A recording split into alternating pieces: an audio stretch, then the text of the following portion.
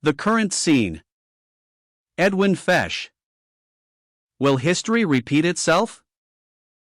The arrival of this year makes it 50 years ago that the Austrian painter, Adolf Hitler, became Chancellor of the Third German Reich.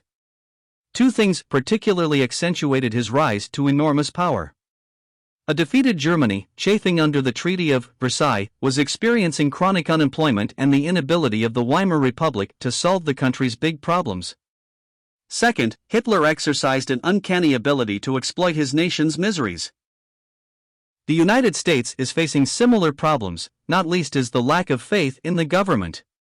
The results of elections appear to be just a change of hats. 10 million unemployed are asking, who's to blame for the mess we're in? Both political parties blame each other. Each administration promises solutions, but the problems continue to race towards a crisis. Those who ignore the plain discipline from the Bible compel God to resort to other means of communicating. A situation in Jerusalem during the prophet Ezekiel's day called for a display of divine displeasure. When the land sinneth against me by trespassing grievously, then will I stretch out my hand upon it, and will break the staff of bread thereof, and will send famine upon it. 14:13. Later in the chapter, 121, God speaks of sending forth his four sore judgments, the sword, and the famine, and the noisome beast, and the pestilence. Elihu, in the book of Job, reveals that divine chastening brings one near to the grave in order that he will be disposed to listen to God's voice. He said, if there be a messenger with him, an interpreter, one who can explain the reason for his trial from the divine viewpoint, one among 1,000, to shew unto man his, God's, uprightness, then, 33:23. It is true that the American Nazi Party and the Ku Klux Klan are minuscule, but they are around. Just as disease spreads when sanitation is lacking, so certain political climates tend to spawn one-party extremists either to the far right or left. This is a drift we can expect, especially if we actually are hastening toward the end times. The times of the Gentiles are to culminate in a dictator of near worldwide proportion who rises out of the sea. The sea is a symbol of the masses in their consummate restlessness, Revelation 17 verse 15. From this coming melee arises a man who will have condensed into himself all that fallen man idolizes. He will also be a Satan-possessed man, Revelation 13 verse 4, 17:8. This monster known in Scripture as the man of sin and also the Antichrist and the one who comes in his own name, John 5 verse 43, is associated with the Great Tribulation. He is to supersede all that has gone before him, and since his end coincides with Christ's return he is still in the future. There have been prototypes such as the Neros, some popes, and Mussolini, but that one who is to be the epitome of wickedness the world still awaits. Recession. The economics of the Western world continue to sputter. No confident upsurging. The U.S. has its share of woes, certainly the 10% unemployed. A look in our stores and one soon discovers the scarcity of Made in America labels on the commodities.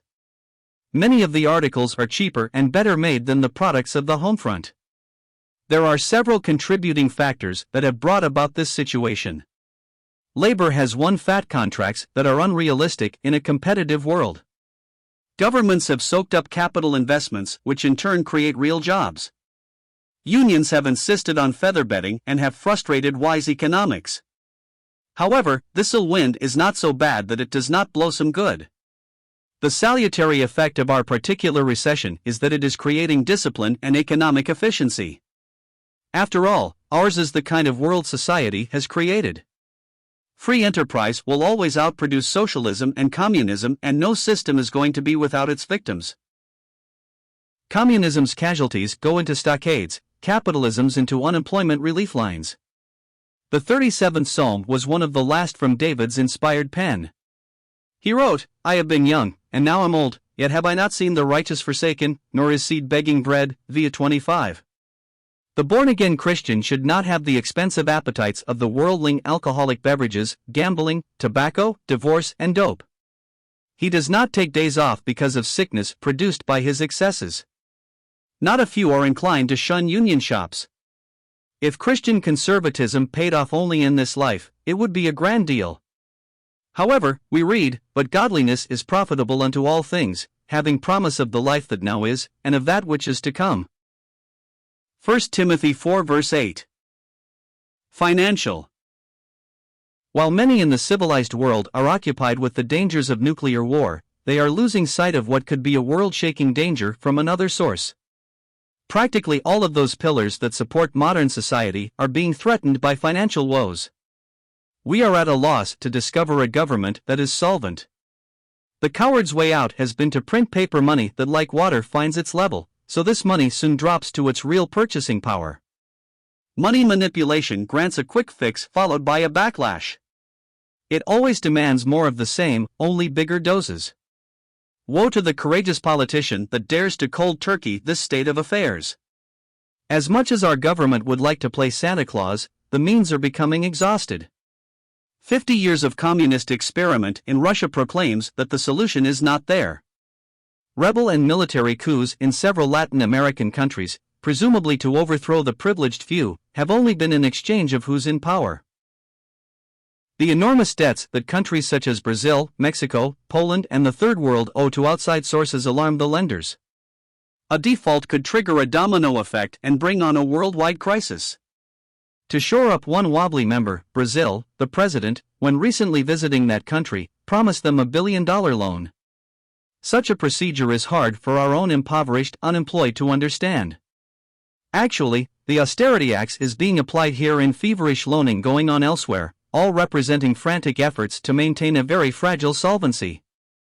The present financial fears, based on realistic facts, are simply the fruit of man's doings. We live in a world of laws, and if these laws are abused by absurd economics, the dictum is "be sure your sin will find you out." There is always a reaping to what has been sown. In Revelation 6, we have the opening of the sixth seal. It depicts a great upheaval insomuch that those living at the time are led to say the great day of God's wrath has come. This is merely the conclusion of guilty consciences. There is the mention of a great earthquake and the sun becoming black as sackcloth and stars falling from heaven. Both William Kelly and F. W. Grant in their admirable expositions give good reasons for interpreting all of this as figurative. Something has happened that convulses the whole world. C. I. Schofield describes it as anarchy.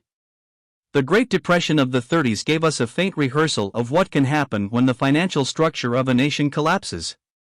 The portents indicate that the world could have such an upheaval on a much larger scale than the Depression. Would such be another rehearsal, or is the world heading for the real thing that comes during the Great Tribulation, where none can buy or sell who have not the mark of the beast?